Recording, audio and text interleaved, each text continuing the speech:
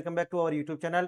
Friends, आज हम बात करने वाले हैं पाकिस्तान की। और आज ये भी बात करेंगे कि जब आपने कहावत सुनी होगी कि बोए पेड़ बबूल के तो आम कहाँ से खाए, यानी कि जब आपने पेड़ ही बबूल के लगाए हैं तो आम नहीं मिल सकते, आपको कांटे ही मिलेंगे।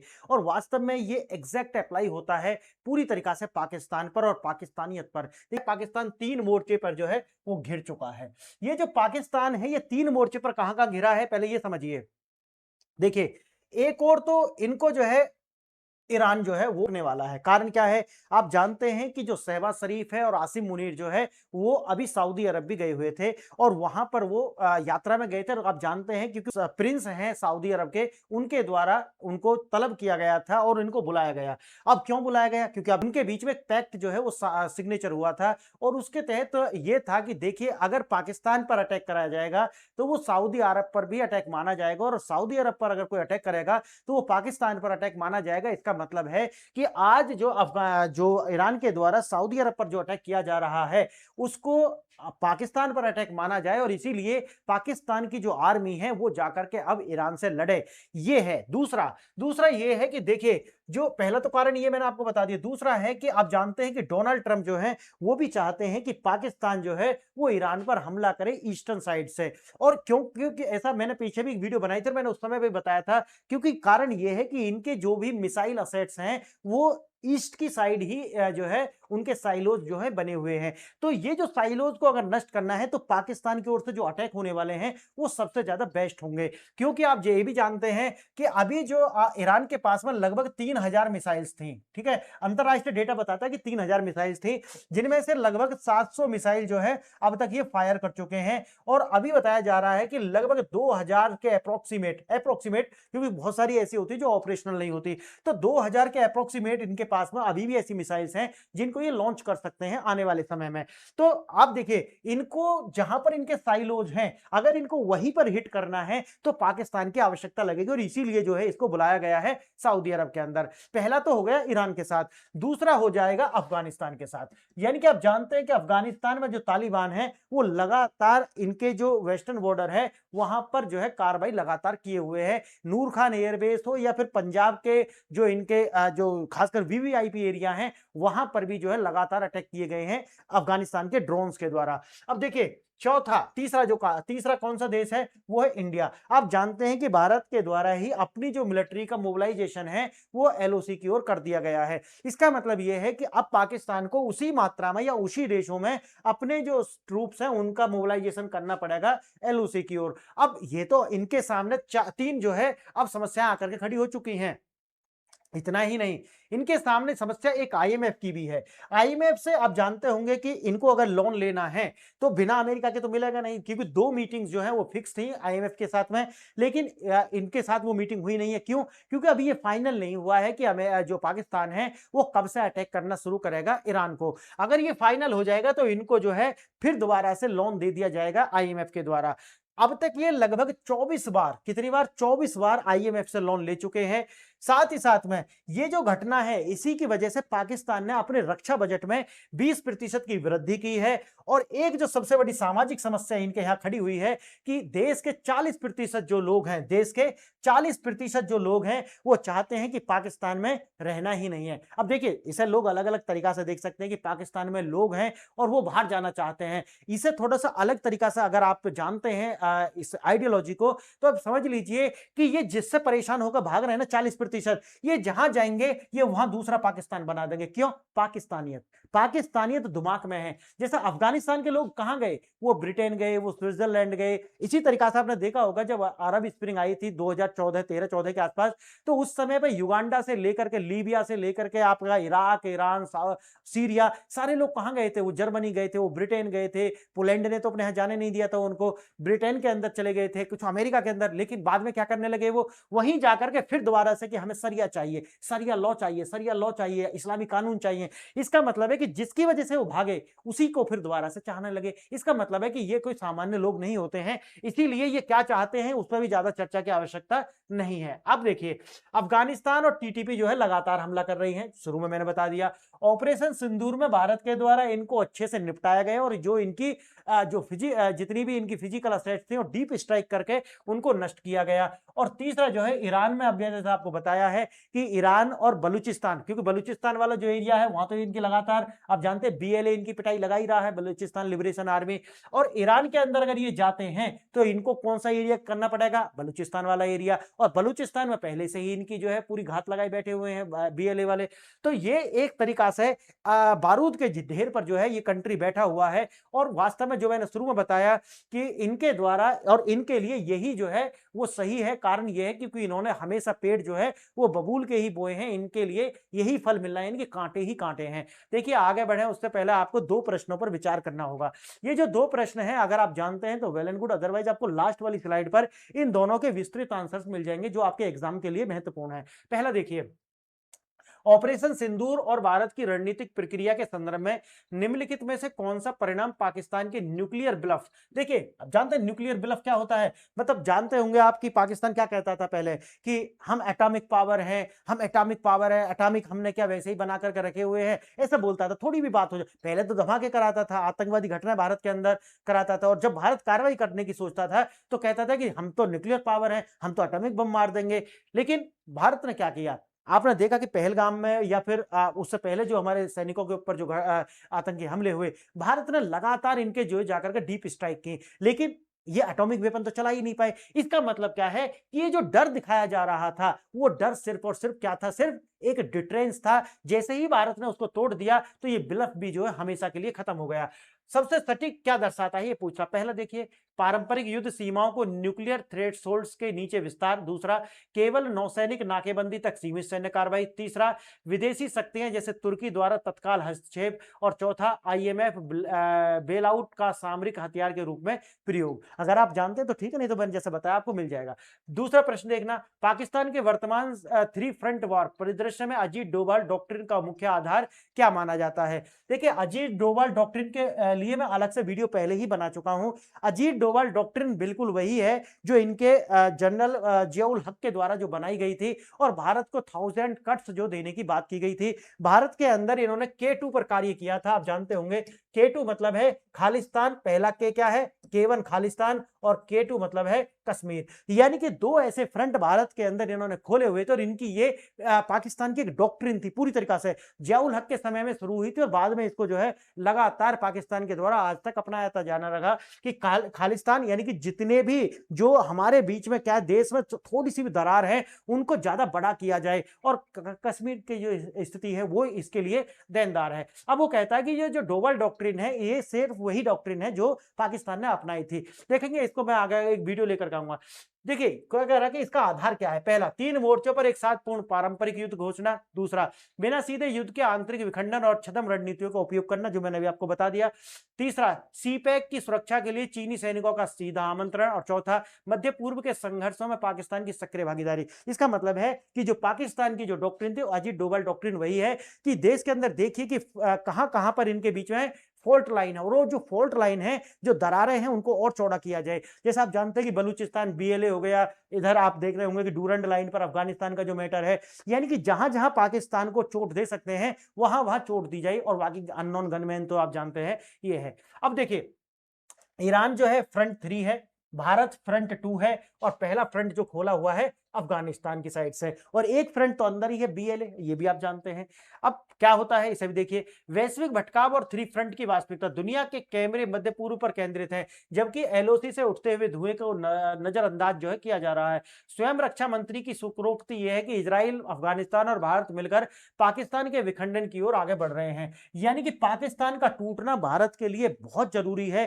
कारण यह है कि जब तक देखिए इसको आप जितना टाल सकते हैं टालिए, बाकी तो ये एक सोच है, पाकिस्तान को कंट्री नहीं है। मैं कहता हूं कि पाकिस्तान से ज्यादा खतरनाक पाकिस्तानियत है। पाकिस्तान तो एक लैंड है, एक जगह है, लेकिन जो उसके अंदर सोच पल रही है, जो जहरीली जो सोच है वो सबसे खतरनाक है। और ये सोच सिर्फ पाकिस्तान के अंदर नहीं है, मैंने क्या कहा पाकिस्तान एक लैंड है, लेकिन ये सोच भारत के अंदर भी है। क्यों? क्योंकि वहां तो 90 लाख ही गए थे, यहां तो 3 करोड़ रह गए थे। तो सोचिए कि वो सोच जो है वो भारत के अंदर भी है, ये बड़ी समस्या है। लेकिन आप जानते हैं कि डिजिटल होने से कितना ज्यादा जो है अब उसके लिए जो सीमा पहले थी वो अभी खत्म हो चुकी हैं। क्लियर? क्लियर देखेंगे इसमें, यह पतन धीमा नहीं है बल्कि रियल टाइम और एक सीधा 3 मोर्चे पर हो रहा है। पहला अफगानिस्तान देखिए, स्ट्रेटेजिक डेप्थ जो है इसकी क्या है, इसका है कि तालिबान भारत के खिलाफ खड़ा किया गया, लेकिन जैसा कि जानते हैं कि भारत के द्वारा तालिबान को जो है पाकिस्तान के ही अगेंस्ट यूज किया गया। और आज जो है आप जानते हैं कि अगर सीपीईसी जो है चाइना का जो इकोनॉमिक कॉरिडोर है, चाइना पाकिस्तान इकोनॉमिक कॉरिडोर, अगर इसको सक्सेस बनाना है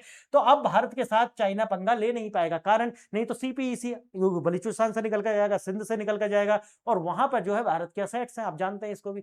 अब देखिए पाकिस्तान हमलों के जवाब में काबुल द्वारा पाकिस्तान के अंदर 20 से अधिक ठिकानों पर जो है ड्रोन स्ट्राइक जो की गई है। मैं इसके लिए अलग से वीडियो लेकर के आया था जब ये हुआ था, लगभग चौथी पांचवी वीडियो है मेरी पाकिस्तान के ऊपर। ये तालिबान की कूटनीतिक संप्रभुता भारत के साथ जो है एक अलाइनमेंट हो रही है। और तालिबान की कूटनीतिक मैंने क्या बताया है कि ऐसा नहीं है कि तालिबान कोई हमारे लिए कम है, नहीं, लेकिन देखो यही तो है, आप जानिए कि इसी को कहते हैं डिप्लोमेसी। डिप्लोमेसी में यह है कि अभी हमारे लिए यानी कि आज क्या खतरा है, कल क्या होगा वो कल देखेंगे, लेकिन आज जो एकदम हमारे नजदीक खतरा है पहले उसको खत्म करो। बाकी तालिबान जब पाकिस्तान, क्योंकि दो से तो लड़ नहीं सकते आप, तो एक एक करके जो है हमको उन्हें खत्म करना पड़ेगा। आज तालिबान का उपयोग करो, पाकिस्तान को खत्म करो, और फिर जब तालिबान बचेगा तो फिर बाद में तालिबान से भी अगर भारत के लिए वो इस तरह की थ्रेट पैदा करेगा, क्योंकि करेगा आगे जाकर के ये भी करेगा, ध्यान रखना, क्योंकि ये लड़ाई जो है वो बाउंड्री की नहीं है, लड़ाई जो है वो सिविलाइजेशनल है।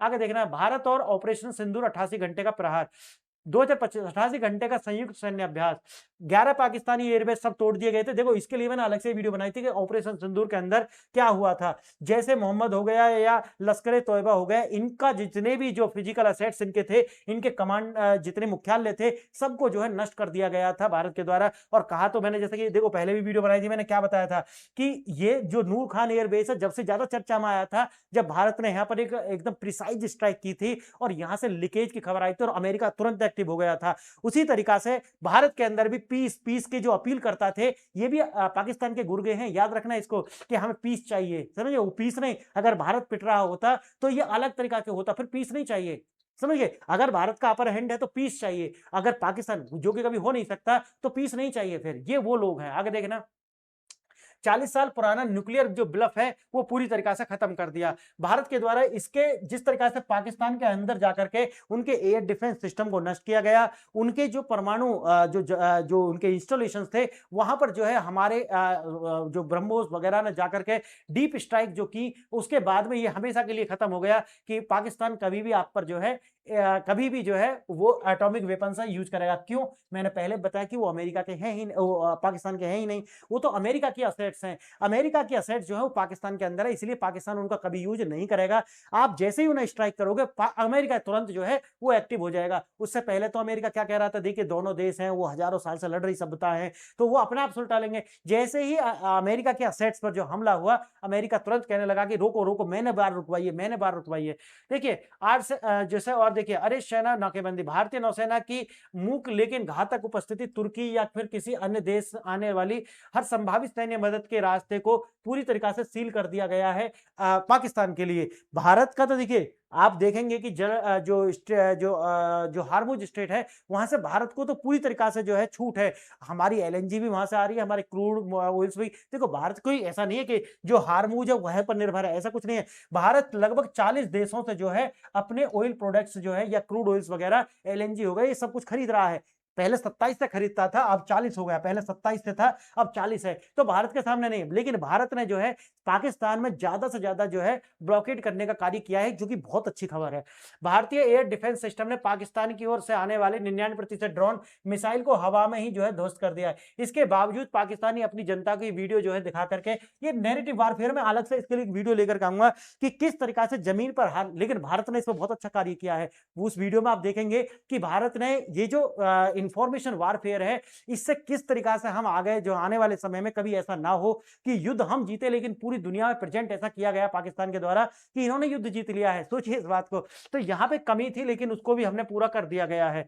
देखिए कुछ लोग होंगे ऐसे भी अभी जो वीडियो देख रहे होंगे कि वो देखेंगे कि यार हम पाकिस्तान के विषय में ऐसा क्यों सोच रहे हैं। पहली बात याद रखना कि पाकिस्तान हमारा एक एनिमी नेशन है, और दूसरा याद रखना कि आप जियो पॉलिटिक्स की जब वीडियो देख रहे हो ना, तो उस समय पर बिल्कुल भी मर्सी या ऐसे शब्द छोड़ दीजिए मानवता, एथिक्स नहीं, बिल्कुल क्रूर होती है, बहुत ज़्यादा क्रूर होती है ये जियोपॉलिटिक्स। यहाँ पर कुछ नहीं देखा जाता, यहाँ कोई दया नहीं होती, यहाँ सिर्फ और सिर्फ प्योर तरीका की पॉलिटिक्स होती है जो अपने देश के हित में है सिर्फ, और मैं सिर्फ उसी का पालन कर रहा हूँ। यहाँ मैं तो देखिए अभी जो युद्ध चल रहा है ईरान और इज़राइल और अमेरिका का, मैं तो वहाँ पे भी कहता हूँ कि अमेरिका जो है वो इतना कमज़ोर हो जाना चाहिए इस युद्ध में कि वो कभी भी जो है किसी और देश के लिए परेशानी क्रिएट ना करे। लेकिन साथ ही मैं ये भी कहता हूँ कि इसमें ईरान जो आज की जो रिजीम है, मुल्ला रिजीम जो है, वो पूरी तरीक़ा से नष्ट हो जानी चाहिए। तो मैं ये कहता हूँ, तो ये इसमें हम क्या कर रहे हैं? हम किसी के साथ नहीं, हम भारत के साथ हैं। क्यों? क्योंकि इन दोनों का खत्म होना भारत के लिए अच्छी खबर है। इसलिए मैं ये कहता हूँ। देखिए,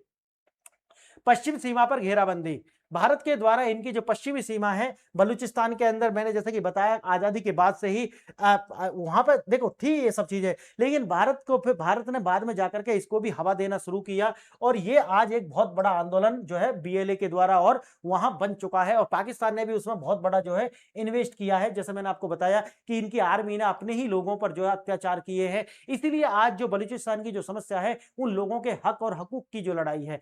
देखिए, ईरान का अल्टीमेटम, ईरान ने अपनी सीमा तक आप देखिए पाइपलाइन बिछा दी है। अब पाकिस्तान द्वारा न करने पर बड़े परिणाम भुगतने की खुली चेतावनी दी है। देखिए, ईरान ने तो बोल दिया कि उसे पता है कि पाकिस्तान अटैक करेगा। कारण एक तो सऊदी अरब और दूसरा अमेरिका। अमेरिका से डॉलर चाहिए, बिना आईएमएफ देखो बिना अमेरिका के अप्रूवल के नहीं कर पाएगा आगे।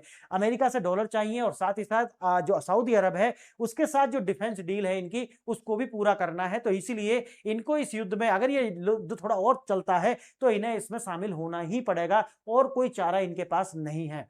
आईएमएफ का बेल आउट पैकेज, जैसे मैंने आपको बताया कि लगभग 24 बार ये आईएमएफ से लोन मांग चुके हैं। सैन्य संपत्तियों का जो बिक्री है, फौजी फाउंडेशन की सऊदी और यूएई के बीच बेचना पड़ा है इनको और अपनी जो फौज है, मैंने जैसे कि बताया ना, जो किराए पर रखनी पड़ी है सऊदी अरब के पास। सामाजिक निराशा, जैसे कि जानते हैं कि 40% आबादी छोड़ना चाहती है देश को। 13,000 लोग छोटी कश्तियों में अवैध रूप से जो है यूरोप भागने का प्रयास है। लेकिन जो मैंने शुरू में बता दिया कि इसके पीछे दूसरे भी रीजन होते हैं, इनके अलग तरीका की मानसिकता है। देखिए, और जब देश की अर्थव्यवस्था जो है चरमरा चुकी है, खाने के लाले हैं, तब सेना जो है उसका रक्षा बजट 20% से बढ़ाया गया है। कारण क्या है? कारण है बीएलए हो गया, इंडिया हो गया और अफगानिस्तान जैसे अंदर की भी चुनौतियां हैं। मैंने वीडियो बनाई थी, सिया सुन्नी की भी प्रॉब्लम जो है इनके अंदर है। अब देखिए, टीटीपी बलूच आंतरिक विरोधों कर रहे हैं, चरम आर्थिक पतन इनका हो चुका है, सामरिक घेराबंदी चारों ओर से हो रही है। इसके बाद क्या है? अब है स्टेट का फ्रेगमेंटेशन। इसका मतलब है स्टेट का खंड खंड हो जाना, यानी कि पाकिस्तान को अलग अलग तरीका से बांटने का जो प्लान है, ये अगर ये सक्सेस होता है तो भारत के लिए अच्छी खबर है। पैसिव एग्रेशन की स्ट्रेटजी भारत ने अपनाई हुई है, डायरेक्ट अटैक नहीं करेंगे, लेकिन जो फॉल्ट लाइन है उनको और चौड़ा करते जाएंगे। काबुल के साथ कूटनीतिक संरेखण, यानी कि अपना अलाइनमेंट है वो टीटी यानी कि तालिबान के साथ बनाएंगे, लेकिन क्योंकि ये हमारे लिए तुरंत का एक खतरा नहीं है, हाँ आने वाले समय में ये खतरा बनेगा, ये मैं आपको बता दे रहा हूं। लेकिन कुछ लोग देखिए, मैं कभी कभी आश्चर्य में पड़ता हूं कि कुछ ऐसे जानकार भी हैं कि वो कहते हैं कि आप जो तालिबान है उसको हथियार दीजिए। मैं कहता हूं कि नहीं, आप तालिबान को सिर्फ सपोर्ट कीजिए, उन्हें किसी तरीका के जो हथियार है वो मत दीजिए। कारण ये है कि इसके बाद में ये पाकिस्तान, ये जो अगर आप इन्हें ट्रेंड करोगे, इन्हें हथियार दोगे, तो ये भारत के लिए समस्या क्रिएट करेंगे, क्योंकि लड़ाई ये बाउंड्री की नहीं सिविलाइजेशन है। देखिए, तेहरान का दरवाजा खुला रखना, चाबहार पोर्ट का निर्बाध संचालन, जीरो टॉलरेंस, स्पष्ट संदेश की कोई भी आतंकी गतिविधि एक एक्ट ऑफ वार मानी जाएगी। भारत की ओर से जो है खुली चेतावनी है पाकिस्तान के लिए। हमें पाकिस्तान को तोड़ने के लिए सीधे युद्ध की आवश्यकता नहीं है। कारण है उनके अंदर ही इतनी फॉल्ट लाइन है, उनको और बड़ा करने की आवश्यकता है। तो फ्रेंड्स, मैंने जैसा आपको बताया कि इसको थोड़े कंसाइज वे में देखेंगे। अफगानिस्तान का जो फ्रंट है वहां पर टीटीपी जो के साथ में डबल प्ले करके भारत जो है स्ट्रेटेजिक डेप्थ जो है उससे कार्य कर रहा है। खुला युद्ध जो है, भारी सैन्य आहत और 20 से ज्यादा ड्रोन स्ट्राइक जो अफगानिस्तान पाकिस्तान के अंदर कर चुका है। बात आता है भारत के द्वारा जो छद्म आतंकवाद और न्यूक्लियर ब्लफ जो उसको नष्ट कर दिया गया। ऑपरेशन सिंदूर के अंदर 88 घंटे के प्रहार में इनका पूरी तरीका से जो है नौसैनिक नाकेबंदी हो या फिर हर तरीका से इनको नष्ट किया गया था। और तीसरा है ईरान, तीसरा फ्रंट है ईरान, बलूचिस्तान और सीपैक को जो है, इससे चाइना भी बैलेंस हुआ है, यानी गैस पाइपलाइन हो या हरमुज में तनाव, ईरानी अल्टीमेटम, इससे जो है इनको और समस्या हमने क्रिएट की है। ये अच्छी खबर है। एक ऐसी राज्य जो चारों तरफ से घिर चुका है, ना घर का ना घाट का, यही है पाकिस्तान की अपनी पहचान। तो फ्रेंड्स, जैसा कि आप जानते हैं कि मेरा एक ऐप है पीआरएस ऑफिशियल, आप इसे डाउनलोड कर सकते हैं। बाकी चैनल को सब्सक्राइब कर सकते हैं, आपको अच्छा लगा है तो लाइक करें अपने दोस्तों के साथ। अगर आप शेयर करना चाहते हैं तो आप ये चैनल शेयर भी कर सकते हैं। तो फ्रेंड्स आज के लिए यही है। आपको वीडियो देखा आपने, इसके लिए धन्यवाद। जय हिंद।